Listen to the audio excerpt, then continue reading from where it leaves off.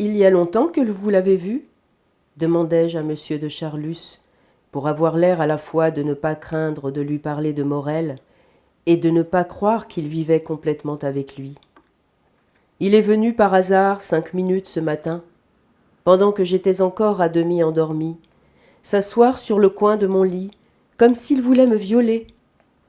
J'eus aussitôt l'idée que monsieur de Charlus avait vu Charlie il y a 1 heure, car quand on demande à une maîtresse quand elle a vu l'homme qu'on sait, et qu'elle suppose peut-être qu'on croit être son amant, si elle a goûté avec lui, elle répond « Je l'ai vu un instant avant déjeuner ». Entre ces 2 faits, la seule différence est que l'un est mensonger et l'autre vrai, mais l'un est aussi innocent, ou si l'on préfère, aussi coupable. Aussi, ne comprendrait-on pas pourquoi la maîtresse, et ici monsieur de Charlus, choisit toujours le fait mensonger. Si l'on ne savait pas que ces réponses sont déterminées à l'insu de la personne, qu'il est fait par un nombre de facteurs qui semblent en disproportion telle avec la minceur du fait qu'on s'excuse d'en faire état. Mais pour un physicien, la place qu'occupe la plus petite balle de sureau s'explique par l'action, le conflit ou l'équilibre, de lois d'attraction ou de répulsion qui gouvernent des mondes bien plus grands. Ne mentionnons ici que pour mémoire le désir de paraître naturel et hardi, le geste instinctif de cacher un rendez-vous secret, un mélange de pudeur et d'ostentation, le besoin de confesser ce qui vous est si agréable et de montrer qu'on est aimé, une pénétration de ce que sait ou suppose, et ne dit pas, l'interlocuteur.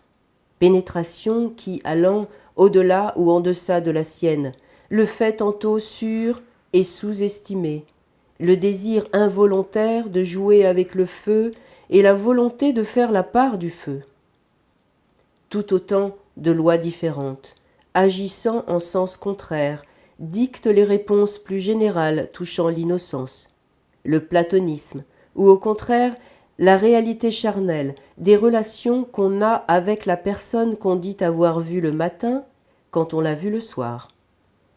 Toutefois, d'une façon générale, disons que M. de Charlus, malgré l'aggravation de son mal, et qui le poussait perpétuellement à révéler, à insinuer, parfois tout simplement à inventer des détails compromettants, cherchait pendant cette période de sa vie à affirmer que Charlie n'était pas de la même sorte d'homme que lui, Charlus, et qu'il n'existait entre eux que de l'amitié.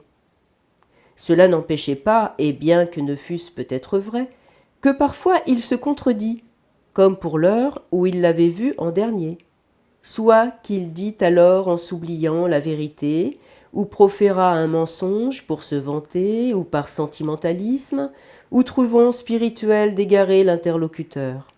« Vous savez qu'il est pour moi, continua le baron, un bon petit camarade, pour qui j'ai la plus grande affection, comme je suis sûr, en doutait-il donc, qu'il éprouva le besoin de dire qu'il en était sûr, qu'il a pour moi, mais il n'y a entre nous rien d'autre, pas ça, vous entendez bien, pas ça, dit le baron aussi naturellement que s'il avait parlé d'une dame. Oui, il est venu ce matin me tirer par les pieds. Il sait pourtant que je déteste qu'on me voie coucher. Pas vous ? Oh, c'est une horreur, ça dérange, on est laid à faire peur. Je sais bien que je n'ai plus 25 ans, et je ne pose pas pour la rosière, mais on garde sa petite coquetterie tout de même. Il est possible que le baron fût sincère quand il parlait de Morel, comme d'un bon petit camarade, et qu'il dit la vérité peut-être en croyant mentir quand il disait « Je ne sais pas ce qu'il fait, je ne connais pas sa vie ». En effet, disons, pour anticiper de quelques semaines sur le récit que nous reprendrons aussitôt après cette parenthèse que nous ouvrons pendant que M. de Charlus, Brichot et moi nous dirigeons vers la demeure de Madame Verdurin, disons que, peu de temps après cette soirée, le baron fut plongé dans la douleur et dans la stupéfaction par une lettre qu'il ouvrit par mégarde et qui était adressée à Morel. Cette lettre, laquelle devait par contre-coup me causer de cruels chagrins, était écrite par l'actrice Léa, célèbre pour le goût exclusif qu'elle avait pour les femmes.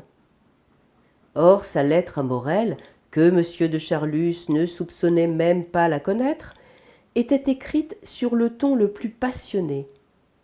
Sa grossièreté empêche qu'elle soit reproduite ici, mais on peut mentionner que Léa ne lui parlait qu'au féminin en lui disant « Grande salle, va, ma belle chérie, toi tu en es au moins », etc. Et qu'en cette heure, il était question de plusieurs autres femmes qui ne semblaient pas être moins amies de Morel que de Léa.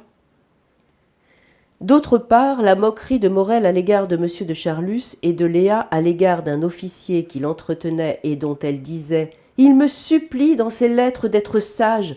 Tu parles, mon petit chat blanc », ne révélait pas à M. de Charlus une réalité moins insoupçonnée de lui que n'étaient les rapports si particuliers de Morel avec Léa.